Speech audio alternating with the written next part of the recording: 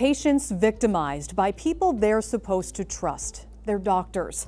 A 2-year Newsday investigation found in some cases the system that's supposed to crack down on doctors who break the rules did not help. I think the worst part about it was that he took such advantage of my vulnerability. At 13 years old, Gina Limmer Salgado was too young to realize she was being abused by Dr. Stuart Copperman. I didn't talk about it because I felt ashamed. Copperman told my mother that starting at 13, he wanted to see me alone so that he could talk with me about, teenage stuff, things that I might be uncomfortable talking about in front of my mother. My mother agreed. And at every visit to his Merrick office that followed, Gina says it continued. He had his head was resting on my inner thigh, and I could tell you right now, I could still feel that feeling of his hair on my thigh. He hurt me, it hurt for a couple of days afterwards. She and her mother filed a report with the Nassau County Police Department in November of 1984, but no criminal charges were filed, and Copperman was never arrested. The following year, Gina and another girl filed a complaint against Copperman with the Office of Professional Medical Conduct, which falls under the State Health Department. In 1987, Gina was called to testify before a 3-person committee. So the board was made up of 2 physicians and I believe a minister. Gina says she and the other girl never met, but their stories were very similar. The panel acquitted the pediatrician. At the time, the thing that upset me so much was knowing that he was going to continue doing this to girls. Years later, the Department of Health reached out to Gina. I got a call from the state saying, "Hi, Gina, we got him." And I said, "What do you mean?" She said 6 more girls came forward. Sad. They didn't believe her. Beth Maffey was also a patient of Dr. Copperman. She's one of the 6 other women who came forward almost a decade later. Copperman was called in front of the board again. Dr. Copperman was there with his lawyer. He stared right at me. I stared right back at him. And I just said everything that he did to me. And he just sat there staring at me with a blank look on his face. You can see how old they are. In 2000, the board revoked his license. Beth says for years she trusted what Dr. Copperman was doing. He would just take his finger without a glove, which again, I didn't know that wasn't appropriate. I don't know, I was a kid. It wasn't until she was older and in college when she realized what was happening. While the abuse was going on and I realized what was happening, I grabbed his hand and I said, "What are you doing?" And I stopped him. In 2022 and 2023, lawyer Kristen Gibbons-Fedden and her team represented more than 100 victims of Copperman and filed civil lawsuits against him and the hospitals and institutions affiliated with the doctor. We were alleging that Stuart Copperman had sexually assaulted 105 women in 105 different suits over about 40 years of a time frame. He was found liable, and the court awarded $1.6 billion to the victims. The court dismissed the case against the hospitals and institutions. It's nice to know that a judge really listened to us and awarded us what he really believed we deserved. There are certain alternative options that they potentially could have employed to either catch him, stop him, or prevent the furtherance of abuse, and they didn't. They really failed these young girls. We're all shattered in many different ways. Some people were able to move on, and some people weren't able to move on. Gina doesn't expect to see any of the money, but still feels vindicated. Now a mother of a 12-year-old girl, Gina says her trust in doctors is gone. I don't leave the room when my daughter's with the pediatrician, ever. Please leave a message. I'll return your call as soon as I can. Newsday called Copperman and went to his home in Florida to get a comment, but he has not returned our calls. When doctors fail patients, the Office of Professional Medical Conduct is supposed to step in. But our investigation found that's not always the case. David Olson, part of Newsday's investigative team, tells us what he found out. On Long Island, we found 46 doctors who were allowed to continue practicing without restrictions or sanctions for months or years, or were never disciplined even after they were found guilty in criminal court or liable in civil court. One case that made headlines involves a doctor named Darius Paduk, a urologist with the Northwell Health System. Now, you spoke to a Queens man who says he was sexually abused by Dr. Paduk 3 years after a complaint against that doctor was filed with the state. In this case, we can see how different health systems and the OPMC did not take action against Paduk. A former doctor at Northwell Health, accused of sexually abusing patients. A slew of civil lawsuits have already been filed against Paduk and the hospital systems on behalf of former patients. In March 2021, James O'Connell went to the ER with intense groin pain and was introduced to Dr. Paduk. You arrive at a hospital complaining of testicular pain and your doctor asks you to remove your pants. That's, no one's going to think twice about that. James says he researched Dr. Paduk and didn't find anything that would raise a red flag, so he followed up with him at his office in Manhasset. And at the time, I thought it was just an unusual examination, but in my mind, I was there for an unusual circumstance. This isn't somebody who flew under the radar. This is someone who had nearly yearly complaints for almost 20 years. Mallory Allen represented 143 men in civil cases against hospitals where Paduk worked, including Northwell and New York Presbyterian Weill Cornell Medicine in Manhattan. She says medical workers are required by law to report any abuse. Over a dozen physicians over the years where Paduk was working at the two various hospitals he was at that received complaints and didn't report. The whole time, the OPMC has information about him abusing patients, and they've done nothing. Anthony DiPietro handled more than 100 civil suits against hospitals where Dr. Paduk worked. In 2018, another former patient of Dr. Paduk filed a complaint to the Office of Medical Professional Conduct, claiming Paduk had engaged in a number of abusive and inappropriate actions. That was years before O'Connell's incident. Why was this man ever in my room? How did no one intercept this?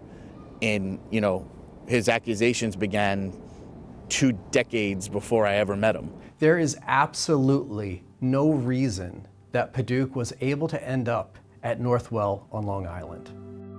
Dr. Thomas Lee, the head of the State Professional Medical Conduct Board, tells Newsday, quote, "The priority of the system is to protect the public." Dr. Lee is also a top official at a leading lobbying group for doctors in New York State. It just reeks of conflict of interest. Robert Oshel is a former staff researcher at a federal organization that compiles physician misconduct reports. They need to look at it seriously and not just give a warning if they found that the abuse took place. They need to take some action that would protect the public. So you have doctors who are there not criticizing doctors, not investigating doctors, but protecting doctors. The OPMC tells Newsday it is not biased, and much of its staff, including the director, are not doctors. James still believes a lack in oversight at all levels exposed him to Paduk's abuse. He's still dealing with the consequences. I second guess seeking treatment for things.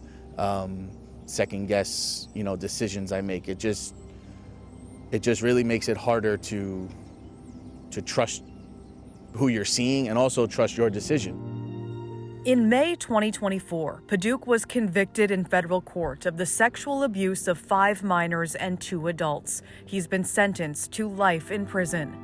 There needs to be a culture shift where we listen to nurses, we listen to the clinical techs, and we take their complaints seriously, and we don't hold physicians on such a pedestal that they're untouchable. In addition to the issues regarding state oversight, Newsday's investigation also found a Long Island cardiologist was arrested for possession of child pornography in 2009. His name is Frank Polaro. He pleaded guilty in 2011, but it wasn't until 3 years later that the state limited his practice to patients 19 and older. Polaro was arrested again in 2024. Newsday's Ariel Martinez also worked on this investigation. Tell us about the state's discipline in this case. So Dr. Polaro's case was unique. This was a doctor who was arrested twice, pleaded guilty twice, and only in 2024 surrendered his license as part of a plea deal. This was 10 years after the State Board for Professional Medical Conduct limited his practice. And we spoke to a current Suffolk County Assistant District Attorney who was the federal prosecutor on Polaro's first criminal case. This is an individual who's now a federal criminal conviction did nothing to deter him from continuing the behavior. The fact that he didn't even get suspended by the board, he continued the behavior. There need to be consequences to stop people from continuing in that criminal behavior. Now, Newsday reported on Polaro's first arrest back in 2009, so it is possible that OPMC knew about the arrest, and yet no disciplinary action was taken for years. Critics believe the system is set up to fail victims who come forward. The OPMC should trust that the courts are doing their job properly without requiring you to do an entirely new investigation. Mark Milano reached out to the OPMC after a court in New York ruled in his favor. They found Dr. Emmanuel Asari to have violated the Americans with Disabilities Act by refusing to treat Mark and 2 other men. They said, we don't list judgments. You have to start from scratch and file an entirely new claim. After 7 years of going through this, it was just too much work to start from scratch. Mark had gone to Dr. Emmanuel Asari's office in Manhattan in 2014 for a condition that causes overdevelopment of the breast tissue. Mark says he told Dr. Asari he was HIV positive.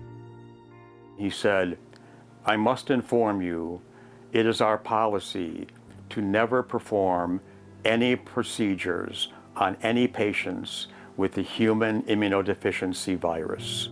I was devastated. It was like a punch in the gut. And I left the office really almost in tears. I was very upset. I felt dirty. I felt unclean. Mark is a lifelong AIDS and civil rights activist. He reached out to a contact at the Department of Justice. And he said, that sounds like a violation, and sent me a link to a form I could fill out to file a formal complaint. And I did that immediately. After 8 years of litigation of the case against the doctor, a judge ordered Dr. Asari to pay $125,000 each. Dr. Asari practiced in both Manhattan and Long Island. As of this May, the state has taken no action against Dr. Asari.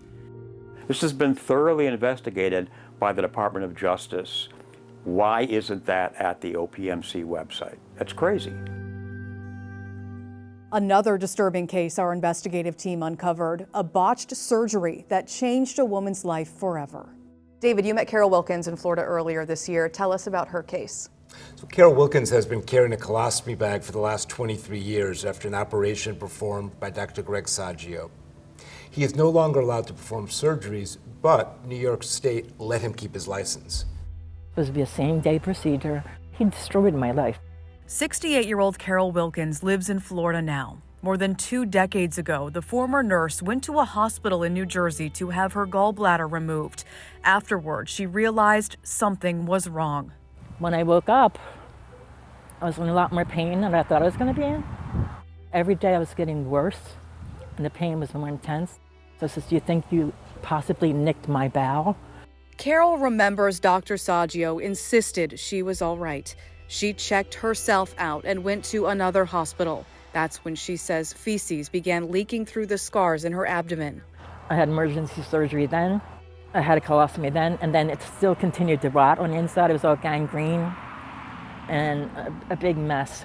He just can't be allowed to just go on and do that with no repercussions, really. I'm lucky enough to be here when I should have been dead. The New Jersey Medical Board made Dr. Greg Sajio surrender his license in 2009 after 2 botched surgeries in that state, the one on Carol and the unplanned removal of a kidney from another patient. I don't think he should have ever been a doctor again. New York did not take action against Sajio for more than a year and a half after he lost his license in New Jersey. 9 years. 9 years just to get to this point. Carol found out from Newsday 9 years went by between her botched surgery in New Jersey and the time New York's board acted. He's now barred from performing surgery, but Sajio kept his license and is currently a professor at the New York Institute of Technology in Old Westbury. At a time when there's a shortage of physicians, BPMC Chairman Thomas Lee said, quote, "If someone is completely rehabilitatable, you don't want to throw the book at that physician." If somebody has the expertise to be a physician, maybe there's another role they can perform where they're not endangering the public. Carol says she agreed to a $300,000 settlement against Dr. Sajio, but claims it's not enough. Yeah, I'm still paying for his mistake. It's like PTSD in your mind.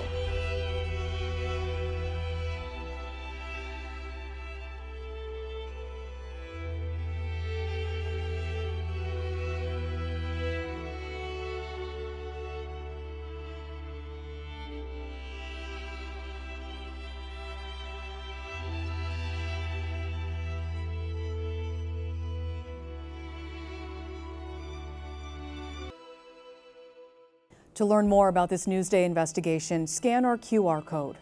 Thanks for watching.